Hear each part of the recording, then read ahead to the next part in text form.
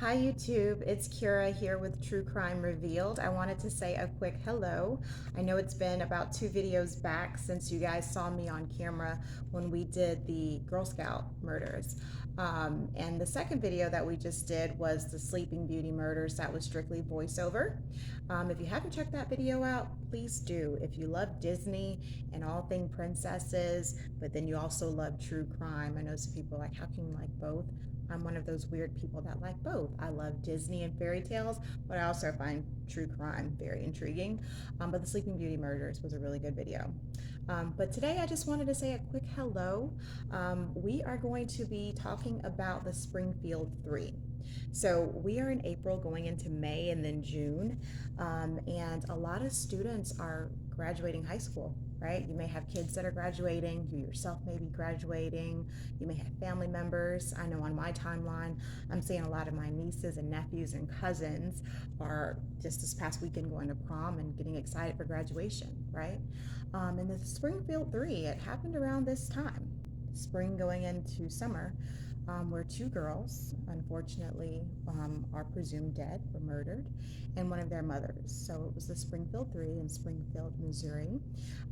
Like a lot of you who are ready to go to college or like me, once graduated and did go, these girls were excited. They were no different than me and you or others. But as fate would have it, they were in the wrong place at the wrong time and presumably have been murdered. And it's a cold case that, after all these years from the early 90s until now in 2022, has still not been solved. It's a case that I've always found very intriguing. I remember first seeing it on Investigation Discovery, and I was like, wow, this is a heartbreaking story. But what was even more heartbreaking is that this murderer, this monster, has gotten away with this crime for several years. And I don't know if we're any closer to figuring out what happened, really. But for those of you who have not heard about the Springfield Three, I hope that you'll find this video to be educational, just to kind of let you know that this happened. These girls were just wanting to go to college and their lives were snuffed, sadly. So I just wanted to get on here and just say a quick hello to those of you who have been watching the videos or giving them thumbs up. I really appreciate it. I would love for you guys to be a part of the True Crime Revealed family and to subscribe so that you can get alerts on when new videos are coming up. Like and comment as well. If you have any ideas of stories that you guys are interested, that you would, want to hear my take on it or have me report on it, I'd be happy to do that as well. But again, I just wanted to say a quick hello to all of the graduates that are graduating. Congratulations. And I hope you enjoy the story today about learning about the Springfield Three, which I'm going to go ahead and report on now. Bye. See you guys later. Hey guys, welcome back to True Crime Revealed. Today we're going to be doing the story about the Springfield Three. You may have heard this story just by watching the news or reading local articles if you just happen to follow true crime. But I first learned about this case by watching Investigation Discovery. It was specifically on the show Disappeared. And I'm not sure if you guys are familiar with Disappeared, but Disappeared is one of those shows on Investigation Discovery that will report on people, or in this case, multiple people, who have simply disappeared, vanished without a trace. A lot of the cases, they never find out what happened to the person or the people. It's a cold case, and this is one of those cases where it has not been solved since the early 90s until 2022. And so it's one of those cases that have always kind of stuck with me because it was scary that three people could just totally disappear without a trace, an adult and two teens who are now going through the rite of passage into adulthood. So it's one of those cases that have always kind of stuck out to me. I remember graduating at 17, being super excited about figuring out what that next chapter of my life would look like, what college I would be going to, what career path I was going to follow, and just kind of who I was ultimately going to be as an adult in the real world. So the girls in this story were no different. The mom in the story was super excited about figuring out basically what the next chapter for her daughter's life would be like. The Springfield Three case is such a popular case that it's been featured on shows such as 48 Hours, America's Most Wanted, Investigation Discoveries Disappeared, and People Magazine's Investigates. It was even inspired for a short film as well. The Springfield Three is an unsolved missing persons case that started on June 7th, 1992 in Springfield, Missouri. Friends Susie Streeter and Stacy McCall had just graduated from Kickapoo High School on June 6th, 1992. The two were last seen around 2 a.m. on June 7th. They were leaving a graduation party that they had attended that evening. At some point during the night, they were also seen in Battlefield. The two girls planned to spend the night with their friend Janelle Kirby at her house, but they instead decided that Janelle's house was way too crowded and packed. So they left and they went to Streeter's house, and that was located at 1717 East Delmar Street, and that's where they decided to stay for the night. So it's assumed that when they arrived, because their clothing, jewelry, and purses and their cars were all present at the house, it was assumed that the girls were planning on hanging out the next day with their other girlfriends, and they were all going to meet at the Whitewater Water Park.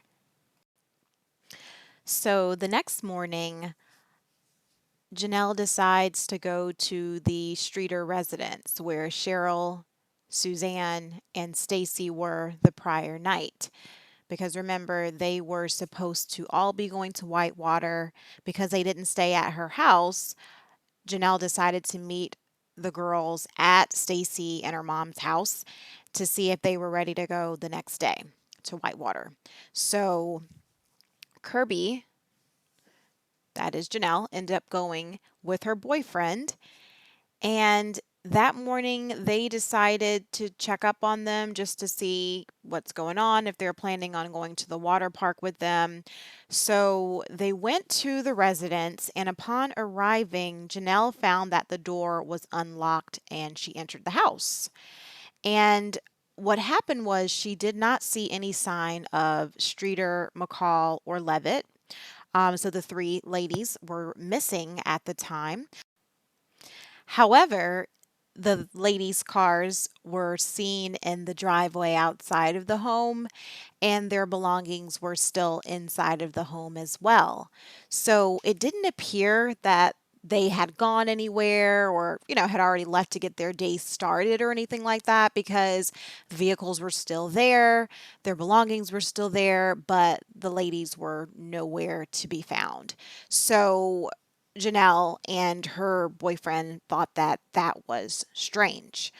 Another thing that was very, very weird was they noticed that there was a lampshade outside of the home that was broken and there was broken glass. However, the light bulb was still intact. So Janelle and her boyfriend were like, "What's going on? This is really weird. Something or someone has broken this lampshade. There's glass everywhere."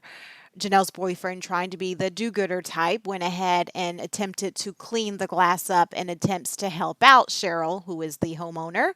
And police later discovered that that potentially could have done more damage than help, because it was an essentially destroying potential evidence.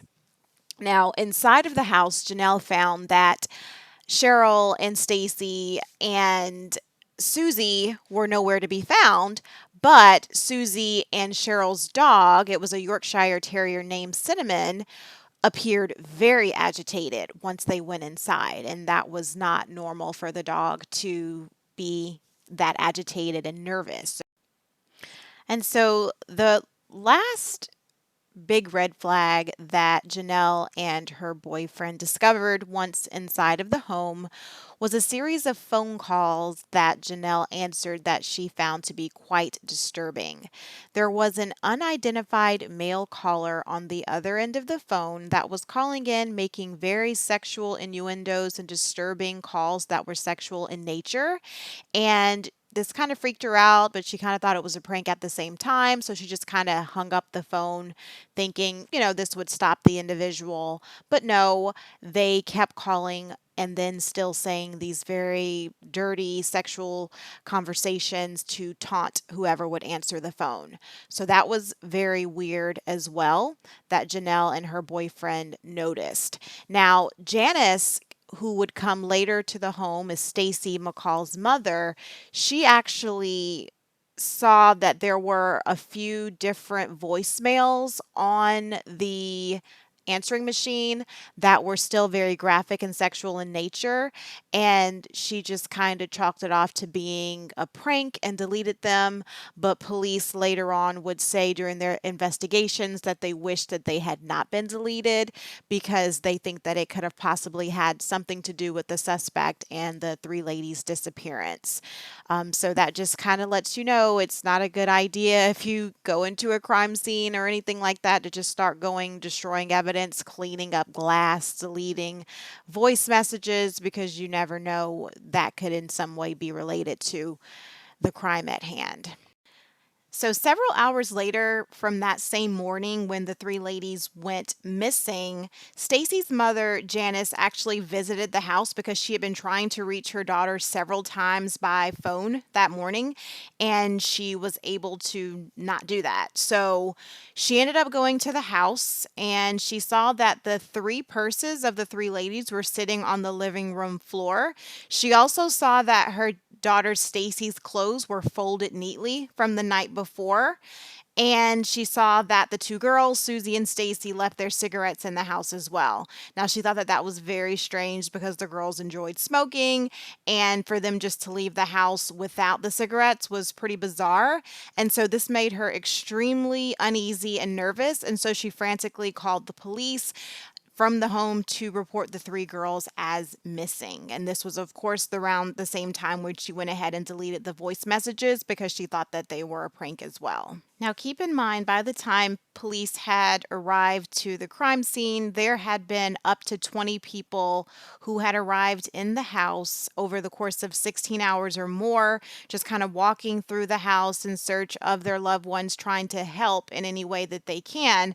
However, the crime scene became utterly compromised just because there were so many different people coming into the house. They had deleted messages, they had cleaned up glass, etc. Police did say they did not really see any sign of a struggle.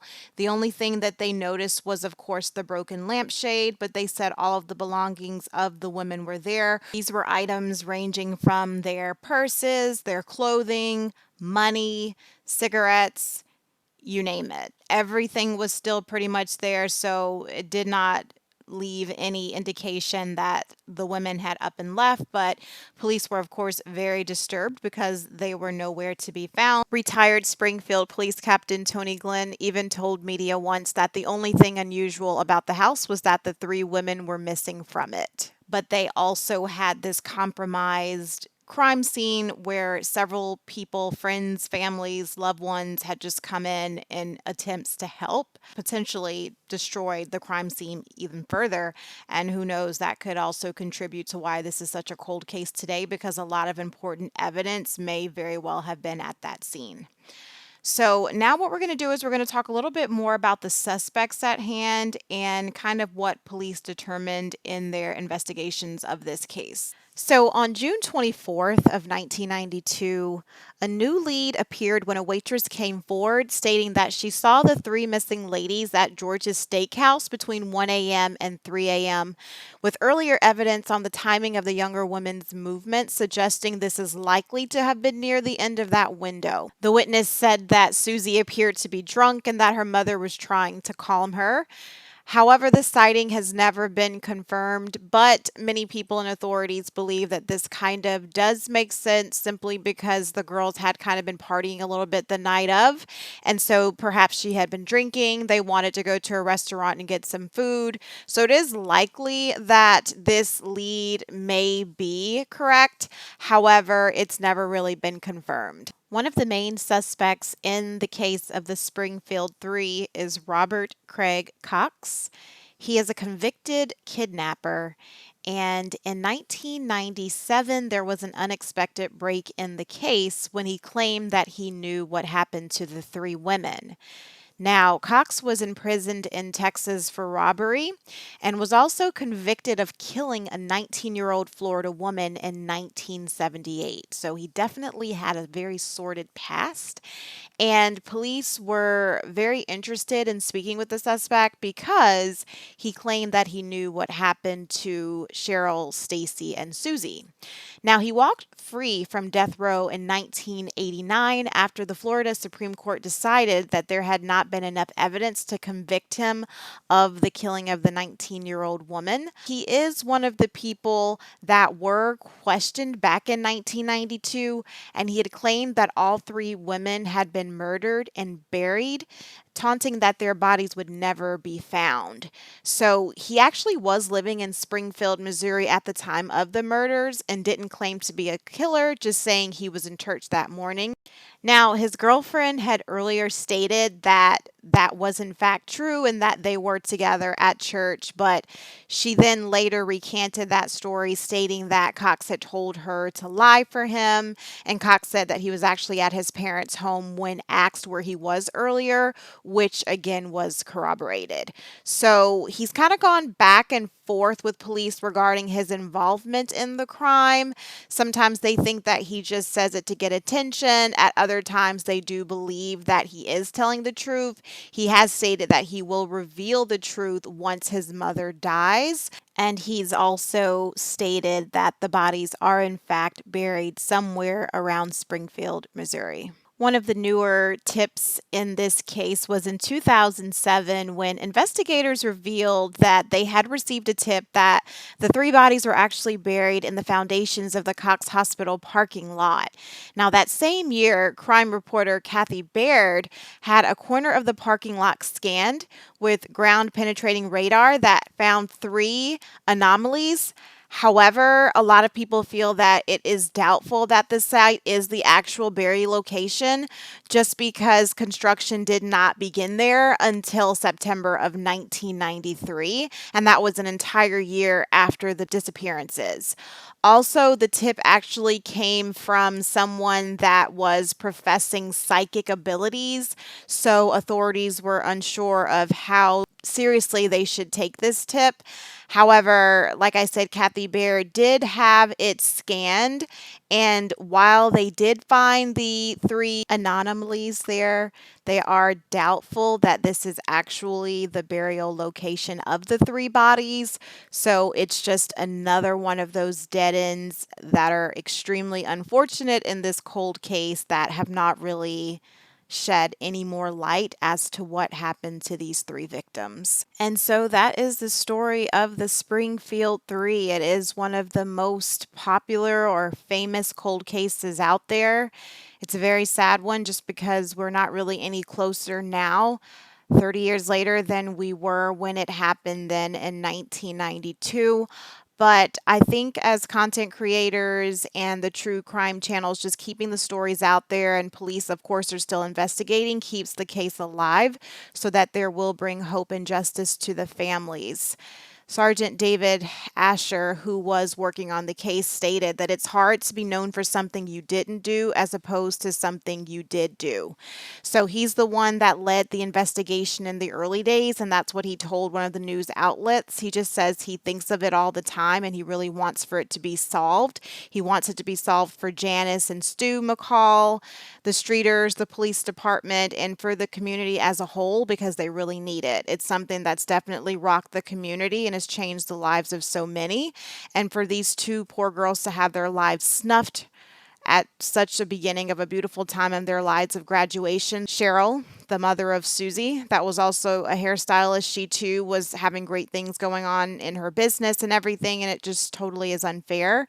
And basically, it still remains a mystery today with little evidence of the initial crime or where the three bodies are.